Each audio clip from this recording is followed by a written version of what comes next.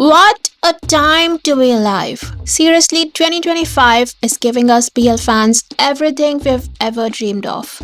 I'm obsessed with how many amazing BLs have dropped. Like, the list just keeps getting longer and longer every month. November alone has been non stop giving us something to watch every single day of the week. But let's be real, how do you decide what's actually worth your precious eyeballs? There are only so many hours in the day, and as adults, we've got a million things to do besides binge watching BLs all day. And that's why it's my job as your certified BL cousin to sort through the pooey ones and deliver straight up cream of the crop.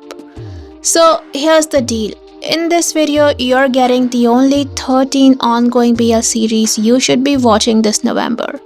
Trust me, these picks deserve your hard earned free time. Have faith in me, I won't let you down. This list is coming at you rapid fire and it's long as fuck, so strap in and let's roll.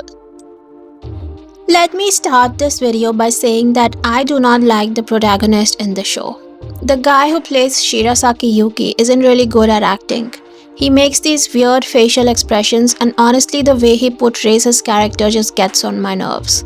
Like, I get irritated watching him on screen.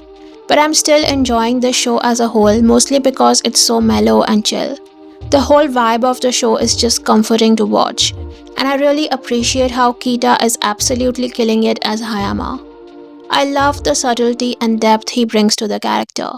He's so constrained and quiet, but somehow you can still feel everything. The insecurity, the jealousy, the love, the passion. It all shines through despite all that restraint. And that takes serious skill. It's not like I'm sitting there refreshing my screen waiting for the show every week, but I make sure to watch every episode as it comes out. Therapy Game Manga is my absolute favorite manga series in the whole wide world. So I was quite apprehensive starting the show because I was afraid they would fuck it up. But it's so damn good that I'm absolutely hooked. First of all, the casting is perfect. The actors are so beautiful to look at and their proportions are exactly the same as the manga. It honestly feels like the adaptation has enhanced the manga itself.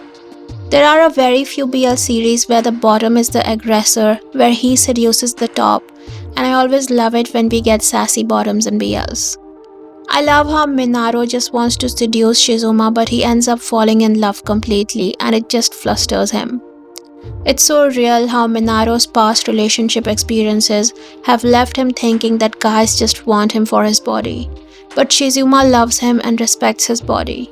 It's such a subtle emotion that stirs Minaro's heart. I love to watch relationship-oriented shows like this, and it's right up my alley. Imagine a dual identity series where you genuinely can't tell if it's the same person playing another character. I seriously couldn't tell if Inaga and I were the same person until I revealed it himself at the end of episode 1. I just love the vibe of this series. Every youngster dreams of meeting their idol someday and sometimes fantasizes about the idol falling for them. Some people get so obsessed that they completely overlook the person right in front of them, hoping that person would look at them the same way they look at their idol. It's such a real and relatable thing that this show captures so well. I just love the chemistry of the main couple. The sensual scenes aren't outright NC scenes, but they carry the same electric and sexual current that makes each episode feel like it's grabbing you by the throat, keeping all your attention on it. It's that kind of tension that just hooks you. Despite head-to-head having the quintessential cringe directing style of New Savage that infantilizes all of his characters and makes them pull ugly faces with all the cringe sound effects in the background, I'm watching and mildly enjoying this series because of Seekin and Surf Java. The plot is kind of stale in both of the storylines, but what's keeping me interested is just the couples and their interactions. I'm going to be really honest with you guys right now. If this show was done by some unknown actors or anybody else other than these 4 actors, I would have given up on it a long time ago. The only reason I'm watching is because of all the flirty moments we get between Jerome and Jin and the tumultuous tension-filled relationship between Farm and Mai. So we can all agree that Off-Road shocked the hell out of us with his performance in Wicked Game, right? I'm shook with his progress as an actor. From the physical aspects, him beefing up for his role, to the acting aspects, it's all there. The emotional range he's shown in this series, along with that strong screen presence, is unlike anything from his previous two characters. I'm so impressed with his portrayal of Beam, and he has truly shown us what he can do when he's given a multifaceted role with some depth and darkness. Just the fact that people are discussing the various aspects of his character and his actions shows he has succeeded in portraying his role really well.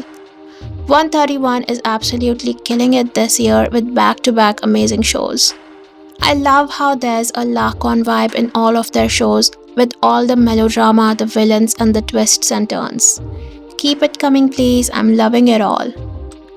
The way I'm so obsessed with this series that I actually went and read the novel for it and I was not disappointed. Watarai's jealousy and the way he looks at Hyoki makes me squeal like a little fangirl. I can't stop gushing at how cute Hyoki is and how absolutely blissfully unaware he is of the effect he has on Watarai. People keep calling this show the BL version of Boys Over Flowers, but it's absolutely not. The four boys are the sweetest and gentlest men ever, and those four bullies from Boys Over Flowers are even comparable to these boys. Every episode just heightens the tension between Watarai and Hyoki, and it's keeping me hooked. I'm 100% sure this show will have a second season as well, because there is another novel of these two where we read what happens after they get into a relationship.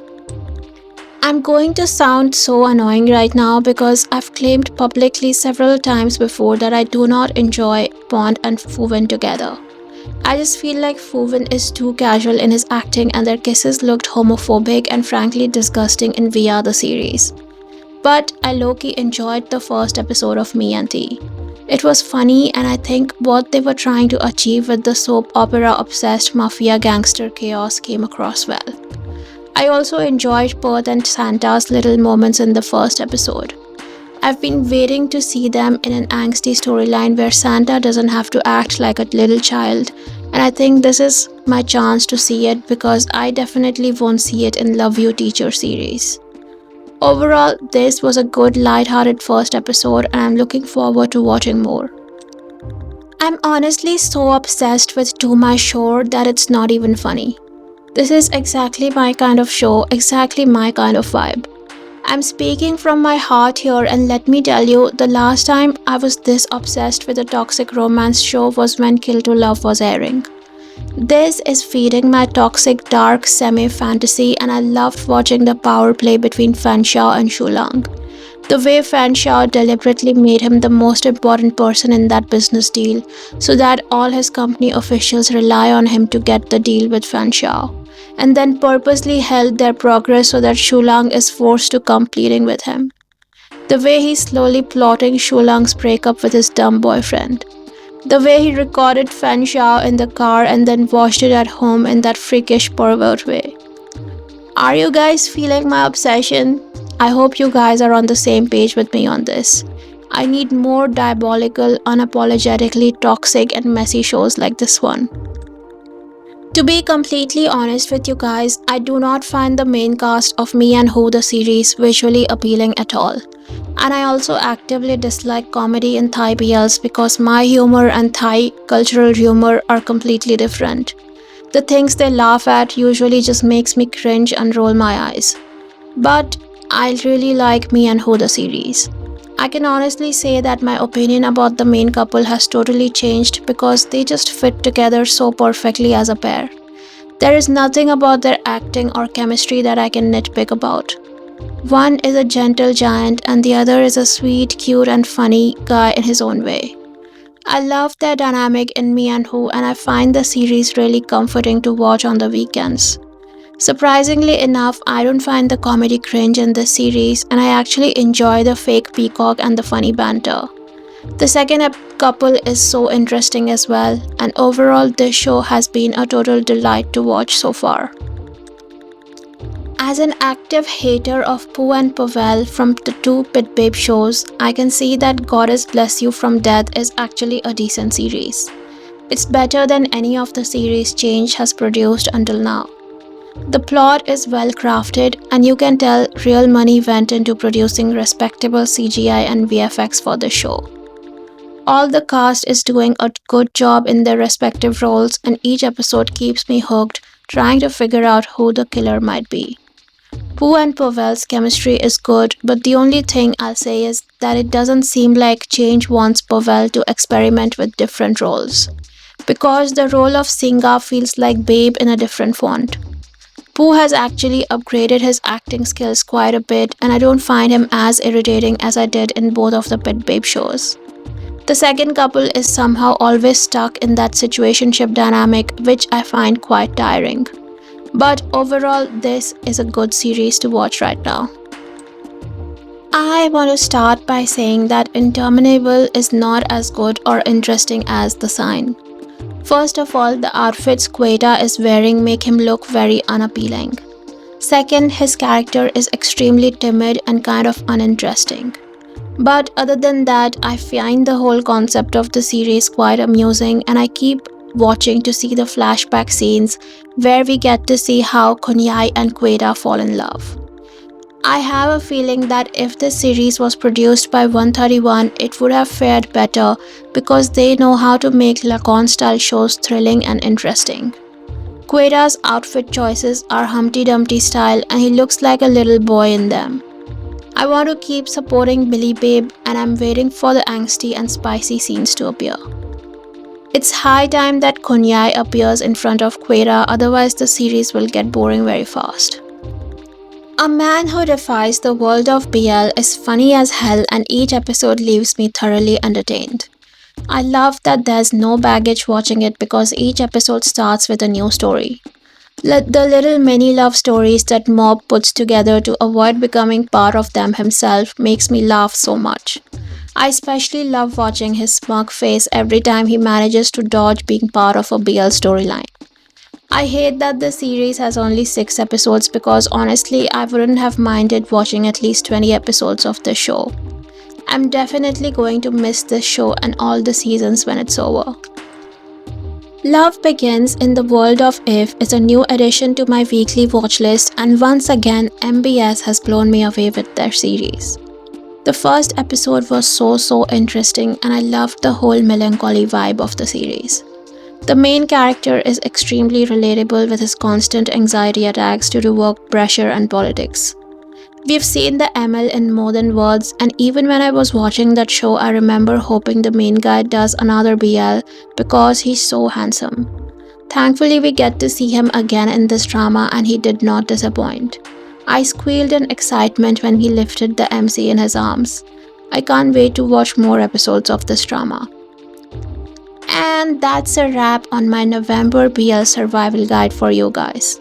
Trust me, if you're watching these 13 shows, you're already doing so good, and I want to congratulate you. Next week, we are getting Burnout Syndrome, Thundercloud Rainstorm, and Heated Rivalry, all of which I'm super excited for. Let me know which other shows you're watching in November and what you think about these 13 BLs. I'll see you all with a new video very soon. Bye lovelies!